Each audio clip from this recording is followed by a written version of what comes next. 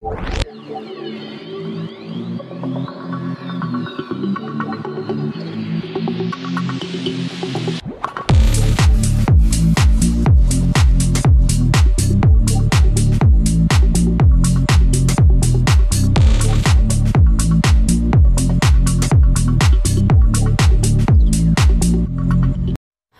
kantang Heart Like a Truck, ang original song na kumanta nito ay ang isang Hollywood superstar na isang sikat na Hollywood na si Lainey Wilson, na kung saan ay binigyan po ito ng cover song ni Miss Mama Entrata kasama ang kanyang mentor, na kung saan siya po ang naghubog po sa nagturo po kay Maymay kung bakit ngayon ay napakaganda ng boses ni Maymay.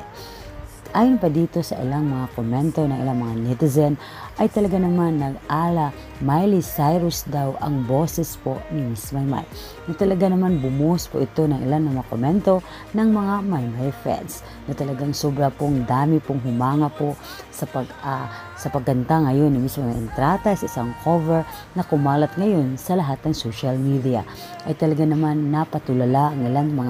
ilan sa mga Maymay fans dahil nga hindi sila makapaniwala na talagang inilalabas na ang magandang boses po ni Miss Mama Entrata sa pamamagitan ng cover song ng original singer na si Lainey Wilson, na kung saan ay nagpasalamat pa si Maymay at si Miss Zid Ratio dahil nga sa pag-cover nila ng kanta ng isang sikat na superstar mula po sa Hollywood na si Lainey Wilson. Narito na guys ang ilan sa mga komento ng kanilang mga fans po ni Miss Mama Entrata, na talagang napatulala sila at napahanga dahil nga sa sobrang galing pong komenta ng ating Miss Maymay. Narito na po guys ilan sa mga komento nila, at huwag niyo kalimutan guys mag-subscribe dito po sa ating YouTube channel, at kung meron pa kayong comment, reaction at opinion sa video niyo pong napanood, just comment down below.